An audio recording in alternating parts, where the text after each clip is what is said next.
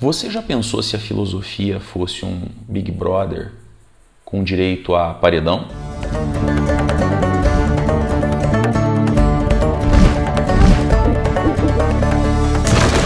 Caríssimos peripatéticos, sejam mais uma vez muito bem-vindos ao canal Missionário, o canal mais catilogente aqui do YouTube. E eu, professor Renan, trago no vídeo de hoje a seguinte reflexão. Se você pudesse colocar os principais nomes da filosofia numa casa, criar ali um reality show em que os grandes intelectuais da história do Ocidente pudessem defender seus principais pontos de vista, quem você eliminaria?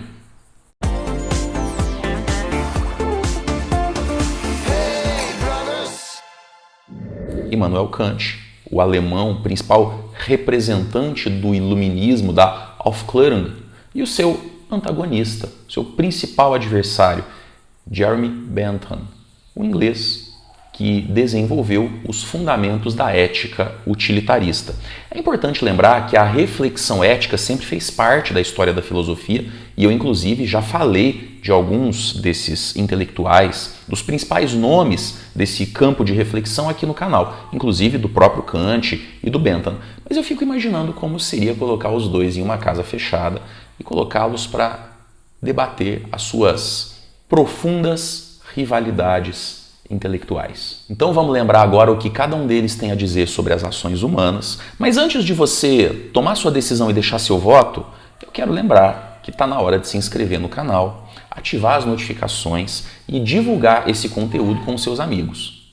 Pois muito bem, Kant, como eu já falei aqui, foi o principal representante do iluminismo alemão, a chamada Aufklärung, e como tal, ele dava uma importância crucial à razão. Segundo ele, a reflexão racional seria capaz de redimir a miséria humana. Através do entendimento racional da realidade, o homem poderia resolver desde problemas mais simples, como por exemplo a condução da sua vida cotidiana, até questões mais complexas, como por exemplo os problemas científicos. E nesse sentido, ele elaborou uma ética, conhecida como ética deontológica, que está contida na sua obra A Fundamentação da Metafísica dos Costumes. Segundo a ética deontológica, as nossas ações devem ser pautadas pelo desejo de cumprir o dever.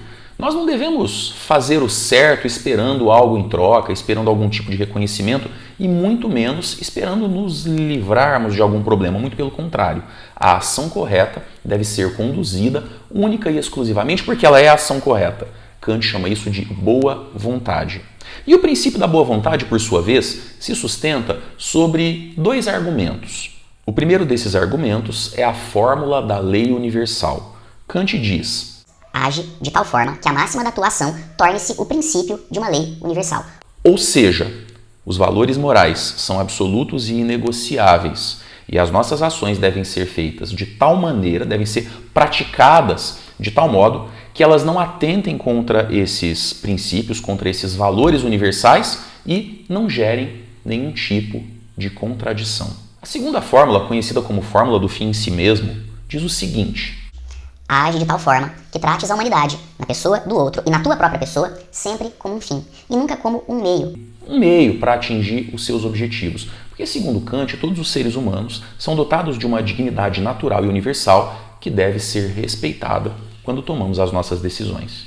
Nesse sentido, um exemplo que nós podemos considerar para entender a reflexão ética do Kant é a mentira. Segundo Kant, nós não devemos mentir não só porque é errado, não só porque é feio, não só porque é pecado, mas porque, segundo ele, a prática da mentira gera uma contradição ética quando nós consideramos a fórmula da lei universal, porque afinal de contas, se todas as pessoas no mundo, independentemente das circunstâncias, do lugar, do momento, resolvessem mentir, a própria noção de verdade desapareceria. Então, não é apenas fazer para os outros aquilo que você gostaria que fizessem para você mesmo, mas também e principalmente considerar as consequências universais daquilo que você pratica. A tua ação, se universalizada, será boa? Não gerará contradições? Se a resposta for positiva, tudo bem. Do outro lado do paredão, nós temos o inglês Jeremy Bentham, o fundador da tradição de pensamento conhecida como utilitarismo. A ética utilitarista é completamente diferente da ética kantiana. Aliás, eu fico imaginando se os dois tivessem se encontrado, inclusive porque viveram na mesma época. Eu não quero que você fale enquanto eu estou na mesa comendo. Obrigada, me respeita, valeu, não quero, não tô afim. Porque o Bentham afirma uma ética consequencialista. Segundo ele, o valor moral das nossas ações não deve estar vinculado a princípios universais, eternos e inegociáveis, muito pelo contrário. Para ele, o valor moral das nossas ações vai depender das circunstâncias e das consequências produzidas. Voltando ao exemplo da mentira, Bentham não necessariamente vai considerar a mentira uma coisa errada. O ato de mentir pode estar certo ou errado, dependendo das consequências que ele produzir. Vamos imaginar uma situação bem hipotética. Alguém que mente para salvar a vida de outra pessoa. Nesse caso, a mentira não é má em si mesma. Aliás, para o Bentham, nada é bom ou mal em si mesmo. Tudo é relativo e, portanto, deve ser colocado no seu devido contexto. Bentham jamais concordaria com a tese kantiana de que as nossas ações devem ser pautadas por princípios universalizáveis. Até porque, segundo Bentham, todos os seres humanos são movidos unicamente pelo desejo de obter prazer e evitar a dor. Mas e você, o que acha dessas duas teses opostas? Qual delas se aplica mais à maneira como você conduz a sua vida? E por último, a pergunta que não quer calar: em quem você vota para sair da casa mais filosófica do Brasil? Deixe seu comentário.